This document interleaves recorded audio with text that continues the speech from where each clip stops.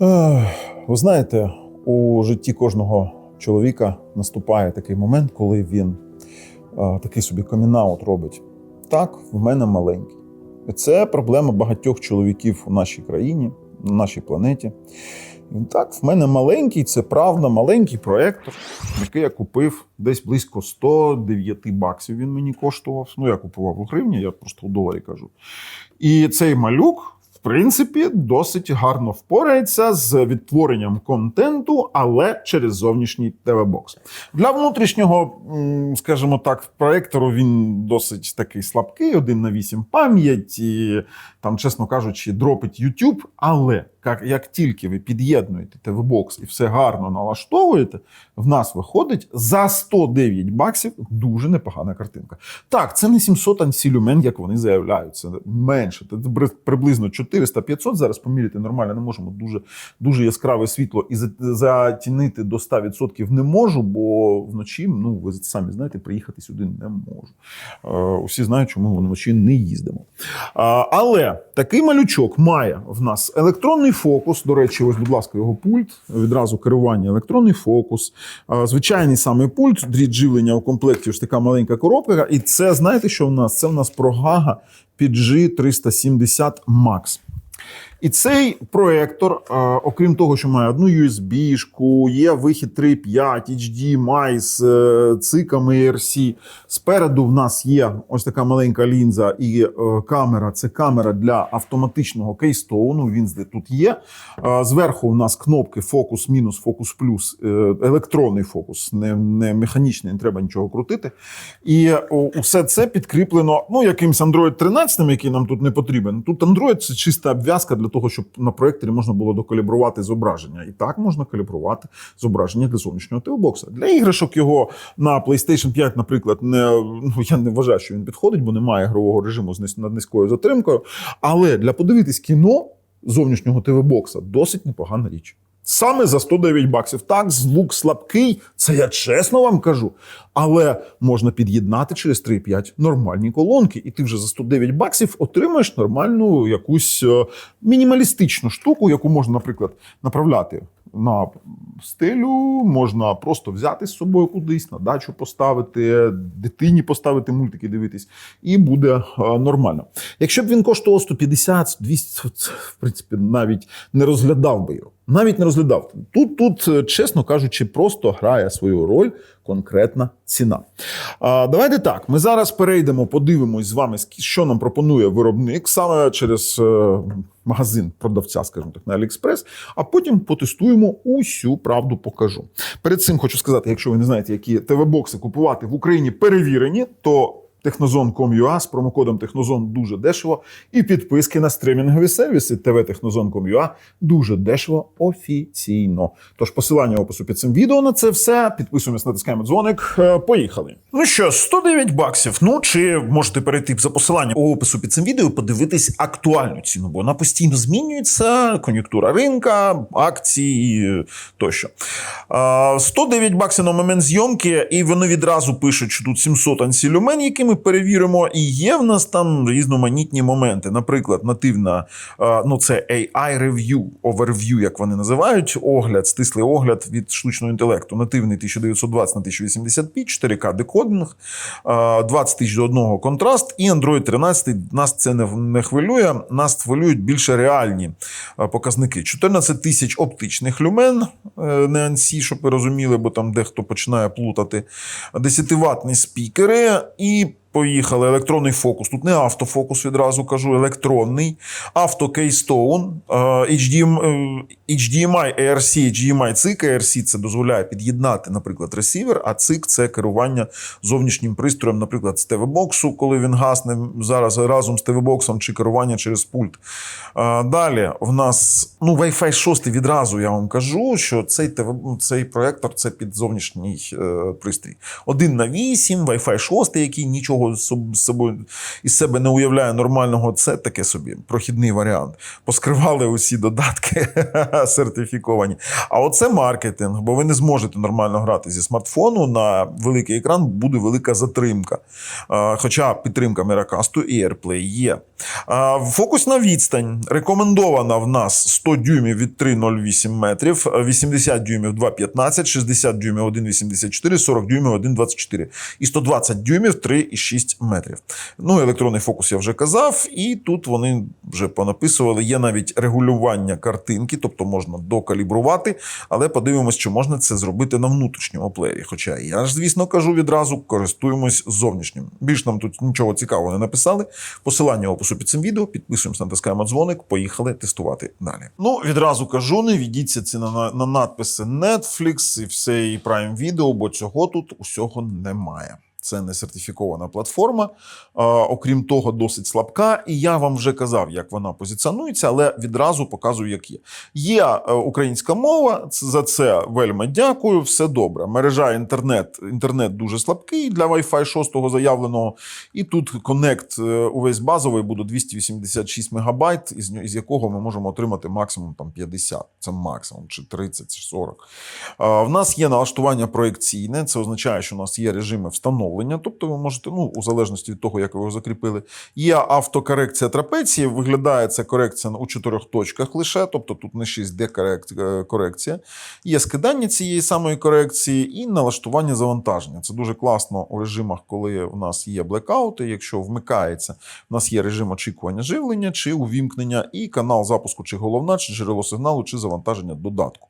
Оце добре, за це вельми дякую, за таку реалізацію. Більш нічого цікавого у параметрах немає, ви там нічого не знайдете. Є, в принципі, в нас у додатках встановлено Google Play Store, але я не ризикнув зі своїм аккаунтом туди заходити, бо тут немає Google Play сервісів. Це дуже погано і це ризиково. App Store, де є деякі додатки, є Miracast Transcreen, але враховуючи його формулу пам'яті, я б не використовував тут. Тільки зовнішній пристрій. От зараз ще один доказ покажу OED 64 про формулу пам'яті, про процесор. В нас Android 13, це добре. Давайте подивимось мережа. От зараз він трохи гальмує. Мережа, натискаємо, у нас 286, це загальна сукупна теоретична швидкість, але фактично десь 30-50 максимум. За дисплеї в нас відповідає малі 450p, хоча тут не написано, це і роздільна здатність 720p, це роздільна здатність інтерфейсу, не самого проектору. Процесор в нас 4-ядерний Cortex A53, 1,4, 1464. Це зазвичай, якщо це AM Logic, як ми бачимо, ідентифікувати його тільки можна розібравши. Хоча пишуть апаратура M-Logic, буває таке, що і на таку апаратуру ставлять якісь там, хоча це Droid Logic, не знаю, це у нас йде на апаратурі M-Logic, бренд M-Logic, і я думаю, що тут стоїть якийсь S905X чи S905L, саме перші ревізії. І давайте зараз спробуємо, наприклад, ютубчик, я вам покажу, як воно працює, а потім перейдемо на зовнішній пристрій, бо саме цікаве починається там. Давайте запустимо якийсь там мій проєкт. Давайте, поїхали. І він, що саме цікаве, декодує з HDR, і це погано. Цей проєктор не є для HDR показовим, тому ось в такому варіанті воно, бачите, зависає, бо воно декодує HDR. Зараз увімкну SDR-проєкт якийсь, щоб ви побачили, що воно дійсно працює до 1080p 60 Гц. Давайте увімкнемо там якісь мої яхти, які я знімав. І ось тут вже в нас інша картинка, хоча іноді пролагування також є. Тобто це проєктор конкретно для зовнішнього якогось сигналу. Якість 1080p, якісь мікрофрізи є, в принципі.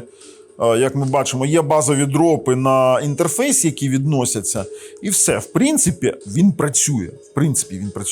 Але все змінюється, коли ви переходите на інше джерело сигналу. А ось коли вмикаємо ми наш зовнішній пристрій, давайте відразу демо увімкну, воно в мене налаштовано. Давайте плеєр. І буду відразу знімати вам смартфоном відео, бо камера не передасть. У мене смартфон з HDR знімає. Дивіться. І це вже інша річ. Тобто ти отримуєш проектор, який, так, декодування 4К на внутрішньому плеєрі забудьте, воно з HDR, там воно все гальмує. А ось коли ти тут починаєш дивитись, то це вже інша річ. Бачите, як досить красиво він це все відтворює. Ну, тут ми бачимо, у нас отакий прикол по оверскану, але за допомогою TV-боксу ви можете це відрегулювати. Давайте, от Sony Pictures 4K Ultra HD Move. Ось, ну це дійсно красиво. І давайте так, в нас не затемнено повністю приміщення. Так, в нас десь освітлення відсотків 70 лише затемнення, усе інше освітлення. І я вам скажу, що з таким проектором можна, в принципі, кіно дивитись. Це нормально. Оцінюємо якість картинки і бачимо, що є оверскан. Давайте також приближу, покажу оверскан. Але це також можна все виправити. Тобто, якщо ви у TV-боксі сидите, у TV-боксі зазвичай є ось така функція, масштаб, так, роздільна. До речі, роздільна здатність він сприймає до 4К 30 Гц. Ось, положення екрану, ми можемо зменшити екран до виправлення масштабування. Слухайте, ну в них вирізання 9%. 9%, досить багато. А для чого вони це роблять? Вони це роблять для того, щоб уникнути цього ефекту лінзування по краях. А тут короткий фокус, компакт-проєктор. Бачите, ми тут вже бачимо, що немає лінзування. Якби так, то це ми за допомогою зуму у самому TV-боксі зробили. Основні кольори. Давайте оцінювати основні кольори на Ambient. А от саме цікаве, не дивлячись на усі ці кольори, які там, які дають там цей Ambient ефект. Так, це все красиво, все добре. Давайте подивимось по яскравості і по контрасту, що воно нам дає. Є яскравість, воно усе відрегульовано, бо в нас і яскравість, і контраст, все видно, бо в нас є можливість коригувати і доналаштовувати проєктор. Давайте, от ми натиснемо, є зображення, можна налаштувати. В нас зараз користувацький режим зображення, де ми можемо відрегулювати з вами яскравість, контраст, і воно дійсно працює. Ми це і зробили, скажімо так, допрацювали. Базово він був зовсім не відкалібрований. Тож це плюс. Далі в нас по лінзуванню, я вам скажу, ви бачили, так, лінзування немає. До речі, усе роздільно, усі квадратики, всі прямокутнички. Навіть тут, якщо там подивитись, вони усі, можна подивитись на них, їх усі видно. Яскраво-контрастний аналіз він проходить, як і проходить, наприклад, оцей яскраво-контрастний, як ми бачимо, вкраплення є понизу. Їх дуже погано видно, але вони є, і це так і повинно бути.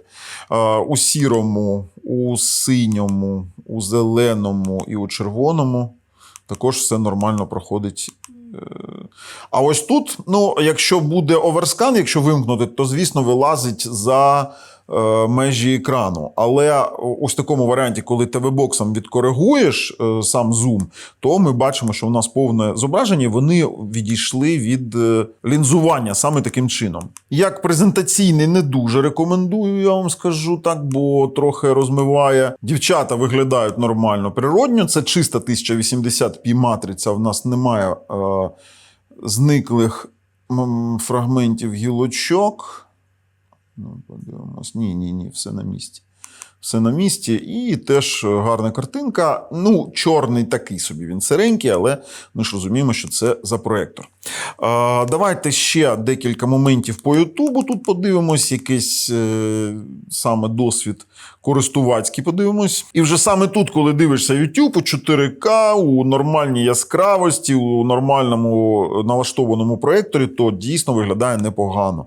Непогано, і я скажу так, дивитись можна. Звук фігня, відразу скажу. Плаский, фіговий звук. Тому радимо використовувати з зовнішнім якимось пристроями відтворення звуку. В принципі, їх можна під'єднати. Але по YouTube ось тут вже все прикольно. На внутрішньому зовсім не радимо. Тож, давайте так, переходимо і робимо висновки. У якості висновків скажу. Знаєте, як кажуть, деякі дівчата мені, що розмір це не головне, головне, як користуєшся. І я, ладно, погоджуюсь. Нормальна прогага, розмір не головне, відтворює, досить яскрава для свого розміру, для своєї ціни. Ну, а ви пишіть свої коментарі, у кого там який розмір. З вами був Бабл на каналі Технозон Україна. На все добре.